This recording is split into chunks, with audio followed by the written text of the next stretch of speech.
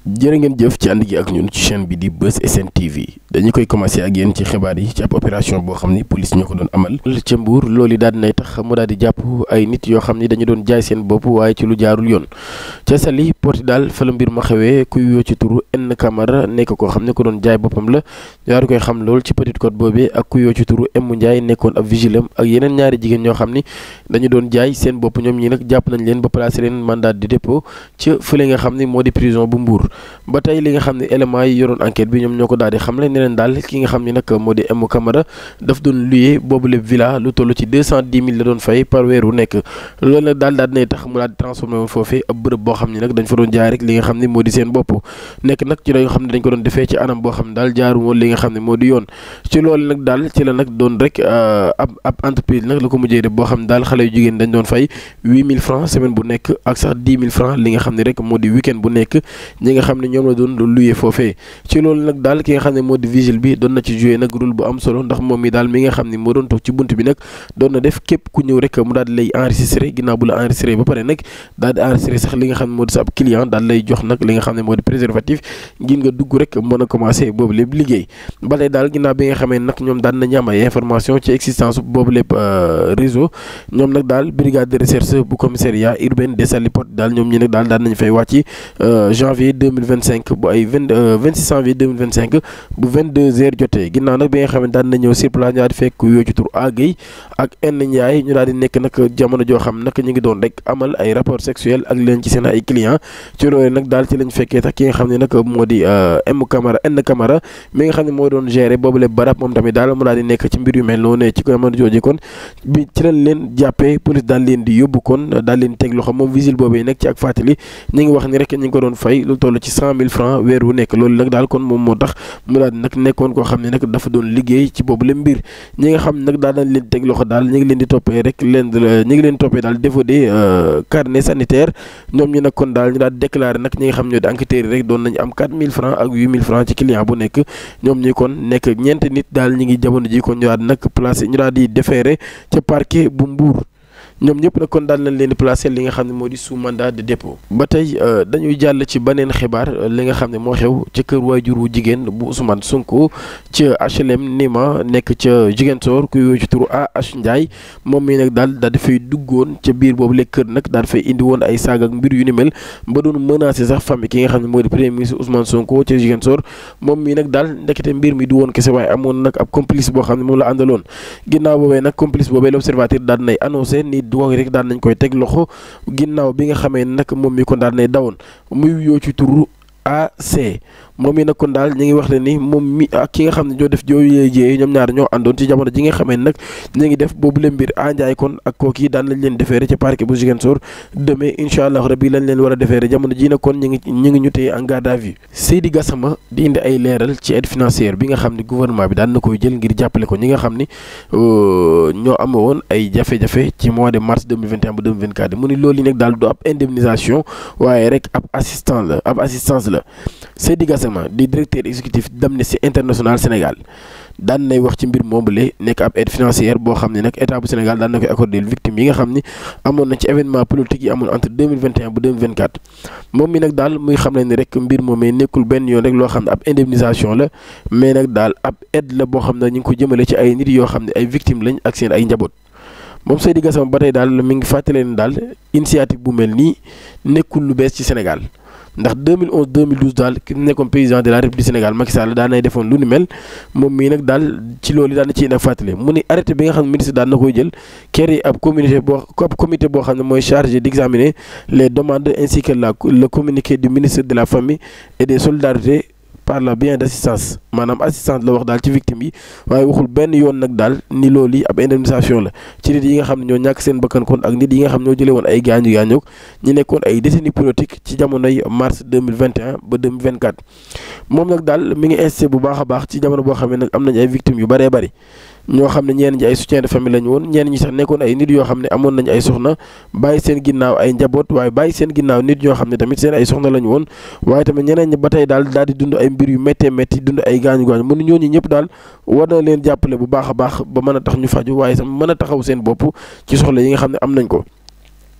ba tey nag moom Seydi Gassama daal mi ngi fàttali bu baax a baax nag waruñoo bàyyi kenn ci boobu leen mbir maanaam daal mi ngi woote li ñuy wax inclusion maanaam ñu boole ci ñi nga xam ne ñooy force de défense et de sécurité maanaam police ak gendarmerie yi nga xam ne aussi ñoom ñi nekkoon nañ ay victimes ci boobu lay mbir ba tax na sax moom mi ngi wax ne daal dressé na ab liste boo xam ne nag bàyyiwul kenn moom mi Seydi Gassama kon ba tey mi ngi fàttali tamit indemnisation bi nga xam ne daal Macky Sall defoon na ko 2011 2012 loolu yi mu joxoon hauteur 5 millions ci famille yu nekk ñi nga xam ne ñoo jëlee woon ay gaañu-gaañu wala ñu ñàkkoon seen bakkan mu ni nag loolu yi amul woon daal benn procédure judiciaire kon loolu yi moo tax moom Seydi Gassama daal mu jàpp ne kon mbir la moo xam ni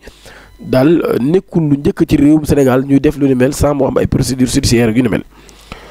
maître Moussa Diop daan nay dénoncé ak di critiquer décision yi nga xam ne gouvernement bi daan na koy jël moom maître Moussa Diop mi nga xam ne moom moo nekk président alternance générationnelle AG jot na mi ngi dénoncé ci ab vidéo boo xam ne posté na ko ci page Facebook am lii daal lii manque de transparence la ci processus bi nga xam ne jël nañ gouvernement bi daan na koy jël ngir indemniser ñi nga xam ne ñooy victimes yi amoon ci manifestation Sénégal entre 2021 ba 2024 moom mii nga xam ne nag ab avocat la muy wax ne daal du mbir moo xam ne mbir la mu jaar yoon ñuy jël xaalisu réew mi di ko jox ay nit wala sax ay militants yoo xam ne militants wu benn parti politique lañ loolu day kàddu yoo xam ne maître Moussa Diop moom moo ko xamle ginnaaw bi nga xamee ne le ministre de la femme de la famille et des solidarités daan na informé ne daal 79 personnes yoo xam ne dañoo faatu ak lu toll ci 2172 personnes yoo xam ne ay prisonniers politiques la ñu woon dina leen jàppale am na somme boo xam ne war na leen ko jox moom Moussa Diop maître Moussa Diop daan nay dénoncé mesures yooyu nga xam ne gouvernement bi daan na koy jël mun nag daal loolu àndul ak principe de bonne gouvernance waaye itam daal mu ne bu ñu dee wax rupture daal lii taxul ñu rupture mu ne bu ñu wax rupture ak bonne gouvernance daal lii taxul ñu rupture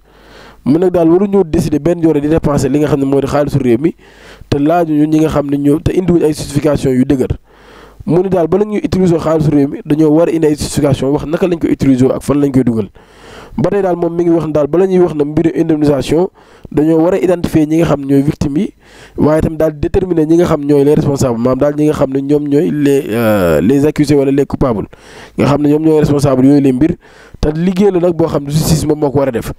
ba tey maître Moussa Diop daal mi ngi fàttale ni nekkul ni rek militants yi Pastef yi wala sympathisants Pastef yi sax ñoom ñii ñoo nekkoon ay victimes ci événement yooyu la mu ne am na ay station service yoo xam ne kat dañ koo saccagé am ay oto yoo xam ne dañ koo taal ak yeneen i mbir yoo xam ne daal ak ay nit yoo xam ne ñoo ñàkk seen ay biens ak ay nit yu bëree bëri yoo xam ne manifestation yooyu da leen a laal mu ne ñooñu ñëpp nag ay victimes lañ moom mi nga xam ne moo di maître Moussa Diop bare daal mi ngi xam ne identification boo nga xam ne ñu ngi koy def jëmale ko ci victimes yi ngir daal leen di jëkkati ab xaalis daal leen koy jox loolu yi jaarluñ ko ci benn transparence mi ngi nag métti bu baax a baax liste bi nga xam ne génn nañ ko mu nekk 2179 personnes yoo xam ni nee nañ dañoo jëlee ay gaañu dañu leen tëjoon kaso ak ay nit yoo xam ni dañoo faatu ñàkk seen bakkan kon moom maître Moussa Diop daal jàpp na ni ñuy doxalee wala ni ñuy procédé ngir jàppale nit ñi nga xam ne dañoo jàpp ni ay victimes lañ woon ci yooyu lay événement kon moom mii d'accord ci waaye ci loolu sax maître Abdoulaye Tine moom daan nay répondre wala sax di tontu ñi nga xam ni d'accord duñ ci xaalis bi nga xam ne jël nañ ko di ko jox ñi ñuy wax ay victimes moom mii nag daal mi ngi wax ni nañu bàyyi li nga xam ne moo di stigmatisation bi te ñu honoré ñi nga xam ne ay victimes lañ te ñu respecté méthode bi nga xam ne dund nañ ko mu ni man nag mënumaa noppi benn yoon daal su ma déggee mbir yu mel nii ñuy qualifié ñi nga xam ne ñooy di leen qualifié ay bande yu ni mel mu ni ñi nga xam ne ay victimes lañ dañoo am seen ay droit yoo xam ne dañ leen koo xañoon ci événement mars 2021 ba 2024 yi mun stigmatisation bi nga xam ne ni ñu ngi koy jël di ko jëmale seen kaw waruñu koo nangu benn yoon moom mi nga xam ne nag moom mooy avocat bi nga xam ni moom mooy avocat kuréel googu daal kon mais wax ne engagement bi nga xam ni gouvernement bu Sénégal daal na koy jël ngir jël 5 milliards daal leen indemniser ñi nga xam ne di victimes yooyu loolu ab volonté bu sincère lay wane ngir réparer li nga xam ne ay erreur la yoo xam ne état bi fi nekkoon daal na koy def comme moom maître Abdoulaye Tine daal mi ngi wane bu baax a baax ak ñàkk àndam ci ñi nga xam ni dañuy critiquer gouvernement ba fi nekk ngir xaalis boo xam jël nañ ko daal di koy jox ñu ñuy woowee ay victimes ci mars 2021 ba 2024 yi. ONG bii di wéy ci turu ADHA mi ngi woote daal ab action urgente pour ñu rapatrier ay migrants sénégalais yoo xam dañoo bloqué ci entre Niger ak Algérie ci ab communiqué boo xam daan nañ koy def daal di koy adressé li nga xam ne moo di Dakaractu ONG ADHA muy action pour les droits humains et l'amitié ñoom ñu nag daal ñi ngi wax ak tiitaange goo xam ne am nañ ko lool ci condition ay sénégalais yoo xam ñu ngi toll ci 81 citoyens sénégalais yoo xam dañ leen expulsé ci Algérie fidèle ci Algérie ginnaaw nag ñu jël ab engagement boo xam daan nañ koy jël ngir défendre li nga xam moo di droit yi nga xam ni mooy droit ak yeneen sax doomu aadama yi ñoom ñi kon ñi ngi wax ni daal l'organisation boobee ñi ngi wax ni dund gu métti gi nga xam ne migrants sénégalais ñi ngi koy dund jamono jii nekk ci ab camp d'organisation internationale pour les migrants pour les immigrations di OIM ca Niger. mi wax daal jamono ji kon Sénégal ya fa nekk moom ñi ngi dund ci ay situation yu metti loolu kon moo tax ñuy sàkku ndimbal ngir ñu mën leen rapatrier delloo leen ci li nga xam moo di seen am réew kon loolu yi mooy métti boo xam ne ñoom ñi ngi koy wax di wane daal li nga xam ne kon jot nañ ko dund.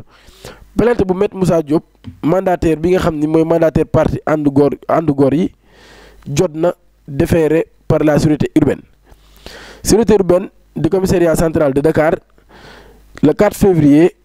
arrestation ki nga xam ni moo di mandataire bu parti politique ànd góor yi jot na. ginnaaw bi nga xam ne élection yu ñu génn muy élection législative Boubacar Camara daan nañ koy woon yóbbu ci yoon Maître Moussa Diop moo defoon lu ni mel li mu ko doon toppee nag mooy abus de confiance. instruction bi nga xam ne procureur de la République daan na koy joxe moom M Camara nag daan nañ koy déféré ca parquet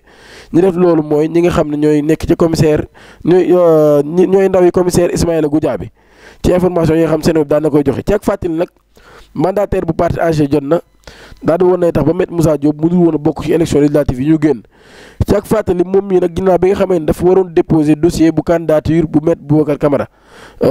bu Maître Moussa Diop moom Boubacar Camara mii daal demul woon benn yoon ci direction générale muy DGE waaye nag dafa daal di dawoon ak yooyu lay dossier empêché ki nga xam ni moo nekkoon tête de liste ngir ñu mën a bokk ci boobu la liste ba mën a sax ngir ñu mën a bokk ci yooyu la élection législative yi ñu génn loolu kon moo taxoon mu daal koy yóbbu ci yoon pour abus de confiance. sit-in ni maanaam manifestation taatu nen le sort des féministes entre les mains du procureur le brigade des mœurs de Dakar daal nay boucler boobu la enquête ci affaire sit-in bi nga xam dañ ko waroon def mu nekkoon taatu nen ay féministes daal koy waroon def fii ci réewum Sénégal. information bi nga xam seen daan na koy xam ne mi nga xam ne dossier bi daan nañ koy yóbbu ca parquet ginnaaw bi nga xam ne enquêteurs yi daan nañ ñu diglu Mame Makhtar Gueye Jamra yi nga xam daan nañ confirmer ab plainte boo xam daan na koy def pour promotion de nudisme ak ñeneen ñett jigéen ñi nga xam nag ñoom ñoo signé woon boobu la mbir 31 décembre bi ñu génn ci lañ waroon abal boobu la manifestation kon nag ñuy wax ñoom ñi daal seen mbir jamono ji kon mi ngi ci loxol procureur bi nga xam ni moom moo war a jël ab dogal ci moom la mbir. ba tey Gabriel Kane daan nay génn di wax ci ki nga xam ni moo di Bassirou Diomaye Diakhar Faye moom Gabriel Kane nag mi ngi xam leen daal nit ñi nag dañoo jàpp ni Diomaye moom moo gën a dal Sonko waaye nag Sonko nit la koo xam ni dafay def lépp lu mu nar a def rek daal di koy wax di wax ay intention am yu ni mel loolu moo tax daal mu nuru loolu rek waaye nag Diomaye Faye moom moo gën a doy waar sax ko Ousmane Sonko.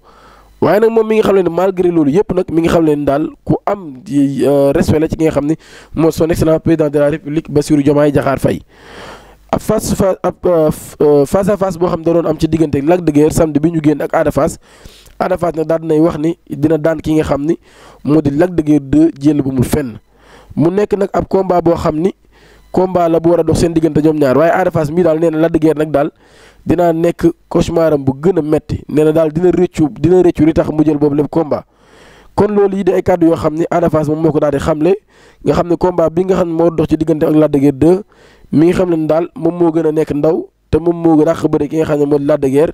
kon loolu yi moo tax daal mu daal di xam ni amul benn problème ci combat bi nga xam ne moo dox ci digganteem ak Lac de Guiers bu war a mën a dox ci digganteem ak moom kon moom mi ngi xam ne daal dina teg Lac de Guiers ci li nga xam ni moo di yoon te dina ko daan loolu di ay kàddu yoo xam ni Ada Fass moom moo ko daal di xamle. loolu la indiloon ci ay xibaar di leen jaajëfal bu baax a baax ci ànd gi ak ñun ci chaîne bi di Buzz SN TV di leen ñaan ngeen abonné suñu chaîne YouTube te activé cloche de notification bi pour bañ a rater suñu yeneen vidéo jërë ngeen jëf.